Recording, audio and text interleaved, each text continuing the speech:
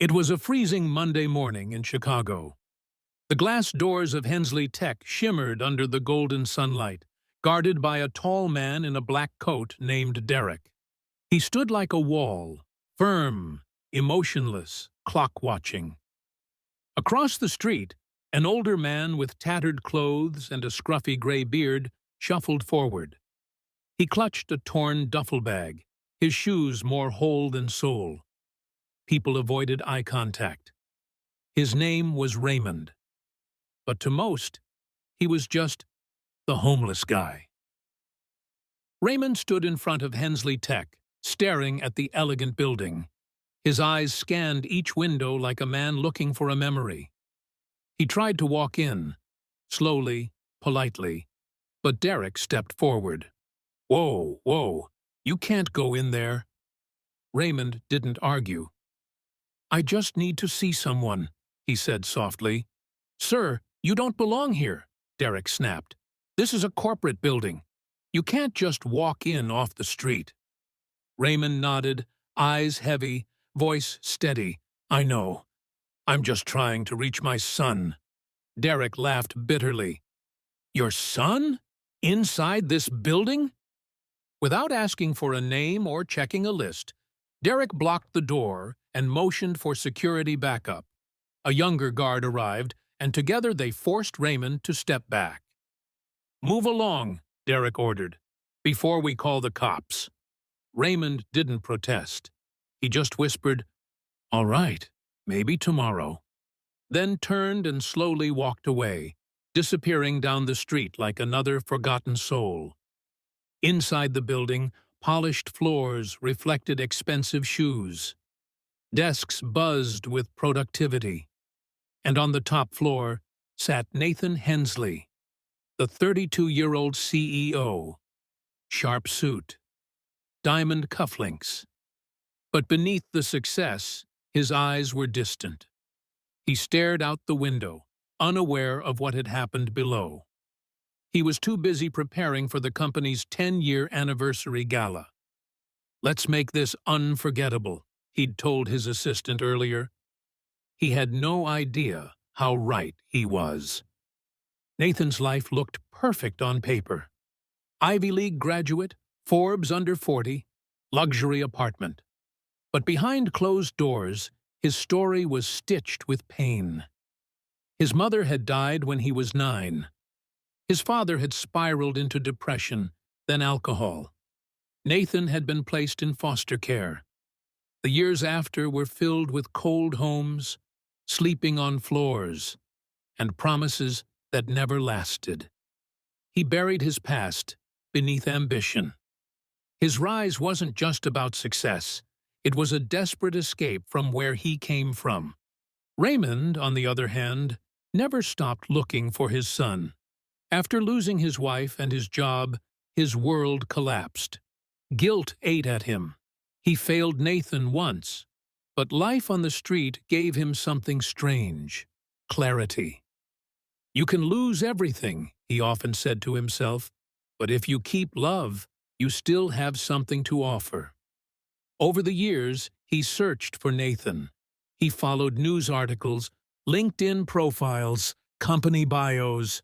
When he saw Nathan's face on a magazine as CEO of Hensley Tech, he cried alone behind a diner. But he didn't want money. He didn't want pity. He just wanted to say he was sorry. One more chance to tell his son he loved him. That's why he stood outside that door. That's why the rejection hurt more than the cold. The next morning, the building was buzzing again. But this time, things felt different. A black SUV pulled up. 2 men in suits stepped out and opened the door.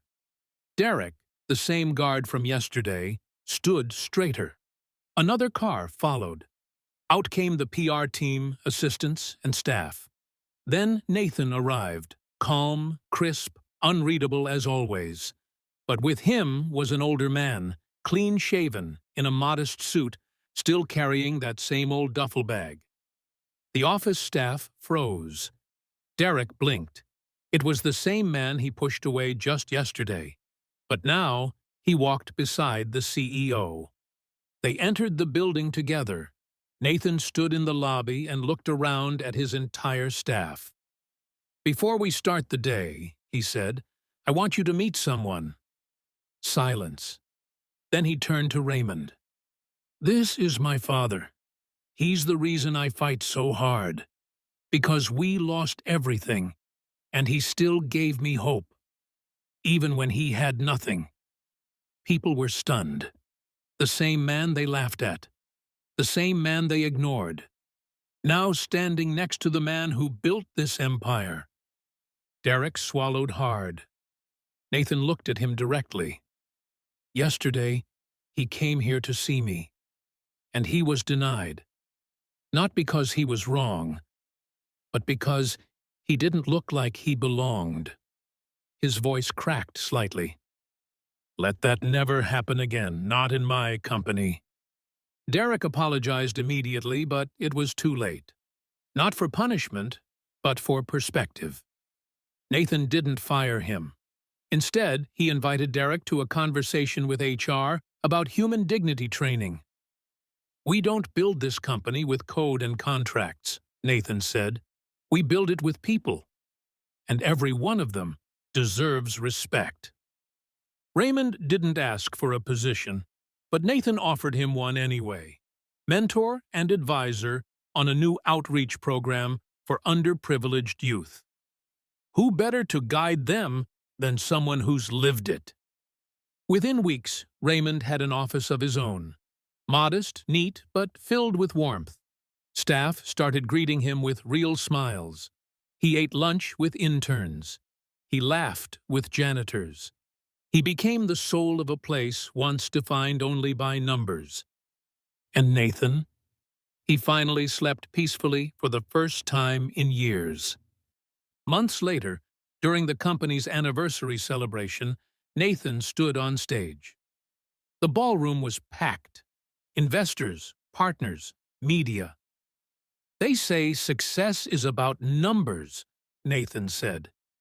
"But I say success is about redemption, and remembering who you are, no matter how far you rise." He looked toward the front row. Raymond sat there, proud, tears in his eyes.